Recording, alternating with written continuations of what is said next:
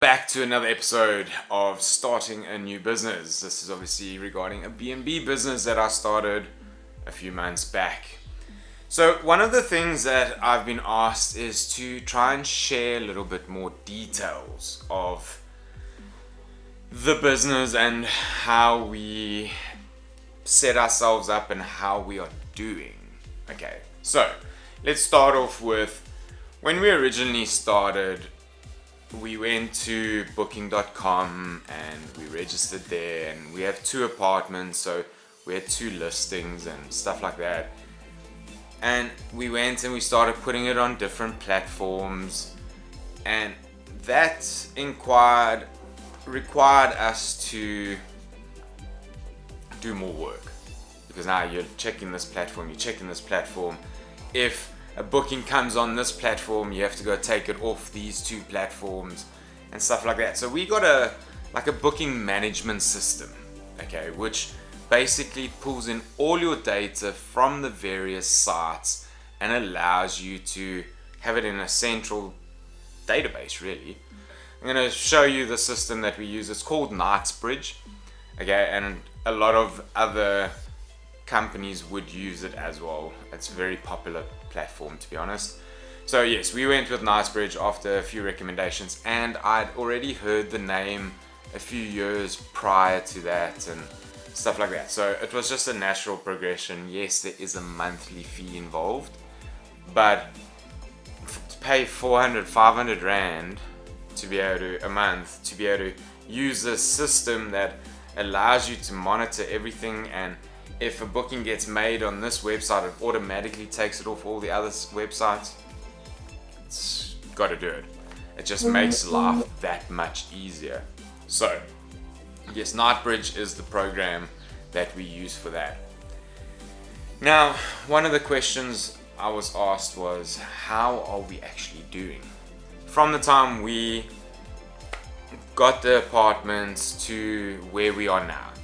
Yes, there's been times that we had to adjust so that we got the bookings, and there was also times that we didn't. We were so new that we had to play around with our price structure to try and get people in, to try and get reviews, because that's what this whole game is about. The higher people higher your reviews are, the more people, okay. Because, like, for instance, there's another company in the building that we're in, and they've got quite a few apartments, but their score rating is like 7.5 and ours is like 9.8. So if we're the same price, 9.8, 7.5, so that is something we've worked really hard on trying to get that higher rating, to ensure that people are satisfied with us and they can see our clients are satisfied with us, because at the end of the day, that's what it boils down to. Are your clients satisfied with you? So what we're going to do is we're quickly going to jump into the screen record. I want to show you stuff on my screen, I should say. Show you our monthly occupancy and how we've had to adapt and develop as the time has passed. So let's get on with that now. Okay, so this is the Knightsbridge platform. You're more than welcome to go and have a look at their website, etc., take the tour, see their pricing. But I'm going to show you from here. So this is more or less when we got the apartments. We didn't have Knightsbridge, so this isn't really applicable, okay? And we only really joined Knightsbridge in August, and that was later on in August. We were still having bookings yet. We still got bookings yet from other platforms, taking each one off one at a time, going to the other platform, taking them off, etc. But since we went onto this platform, it's obviously started collecting this data for us. So you can see only 17% occupancy, but we only probably had Knightsbridge towards the end of the month. Now, if we go to September, you can see we got 60% occupancy. Yes, we were playing around with our prices quite a bit. We were trying to find out where we are in the market, etc., etc. So some of these long stays over here, these were rather good deals. The prices were quite reasonable at that time, so that we could get people in, get people to start referring us and leaving reviews, etc., etc.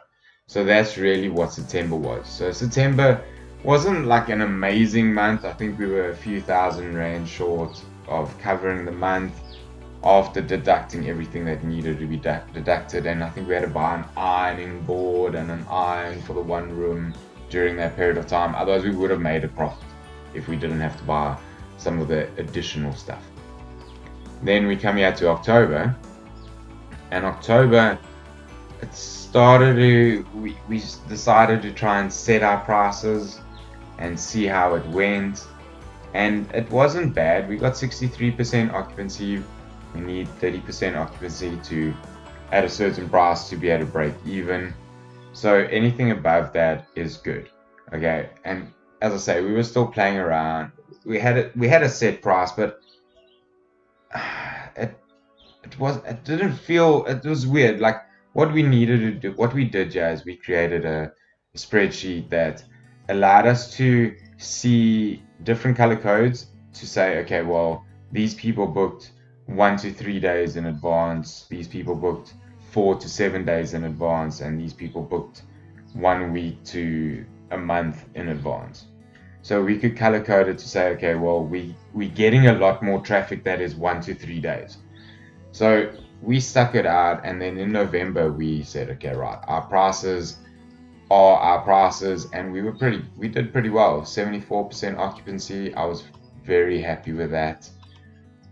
You can see that we had quite a few check-ins. We had 1 or 2 longer stays over here, and it was really good. November was a good month for us because we said, okay, this is what we're gonna do. When December rolled in, this period of time, yeah, was very quiet. I suppose most people only start going on holiday around this area, yeah. So we were very quiet, yeah. So what we did is we did a sale for the beginning of the month, reduced our prices, and we got the bookings to come in. Okay, you can see we got also 76% occupancy, very good occupancy. These prices, yeah, were December holiday prices, so it was a good month. Okay, what we then do is if we show you quickly January, because then I want to just show you January, these were still the bookings from the holidays, from the December holidays, etc. This area, yeah, was pretty much blank. We didn't have any bookings up until about a week ago. We then decided that what we're going to do is we're going to reduce the price because of the market says to us, most people don't have money. Market says to us that over December, most people spend all their money. They don't have additional income to go and spend a lot of money on accommodation. They're going to start shopping around. So what we did is we reduced our cost, and as you can see, this is when the special started from, and it ended on payday. So out of that, we only have 2 days, and this day could potentially still be used because that's only tomorrow. So out of the whole time that we ran a special, 2 days haven't been occupied. So we had to adjust to be able to stay competitive, to stay relevant, to get those bookings in. Otherwise, don't get me wrong, if we hadn't done that, fine, the money we made over this period of time will keep us, but the money we made, yeah, now, this is extra. This is like a bonus, which is amazing. So don't be afraid to say, well, this is the time of the year. Know your market. Know that people don't have that additional. They're gonna start shopping around in January. So just be aware of that. That's what we had to do, and I'm glad we did it because now the occupancy is a lot better. Same. It would be nice to be able to say, well, this is our price, and we're sticking to this price. But it's not always the best thing to do, because you gotta try and think of the market. You gotta try and think, well, people have money here, people don't have money here. Valentine's Day, people are gonna want to potentially take out. So do you do a Valentine's Day special? You know what I mean? So you need to be able to look at the market, adjust your prices. Yes, as I say, I would love to be able to just go, this is my price. But if I had done that, then January wouldn't have been the month we've just had, where we've had literally, as I said, the time we did that special, all those days bar one has been taken. Okay, now I'm a lot happy with that, because of the fact that next month when we get paid from one of the platforms, or next week when we get paid from one of the platforms, it just adds to what we've accumulated. We don't want to draw this money out, because what we want to do is we want to start saving this money, letting it grow. Yes, we've got a capital investment in the business. Okay, that is there, that still needs to be paid off. That's fine. But we also want to try and grow the business. So by growing it, getting another apartment, because if we had one more apartment during this period of time, we would have just done that much better. If we had another one on top of that. But I didn't, as I mentioned before, I didn't want to just jump in feet first, go get 4 or 5 apartments, and then you don't know what you're doing, because this was a new industry for us. We've never done the hospitality industry, we've never done all of that. So this was a new industry. We needed to ensure that we learned to the best of our ability on creating systems that we could then use. So yes, there has been a learning curve here and there, and you've had to adjust. You've had to learn what clients want, what they don't want, how to respond, etc., etc. But it's put us in a position that we're growing our procedures and our systems, so that when we add another house or another apartment, then it just falls into that umbrella. Do I feel that we made the right decision in only getting 2? Yes, I do. Would I like more? Yes, I would. Is it something that over time, regardless, we will start adding more and more? Obviously, my concern is the recession that potentially could be coming.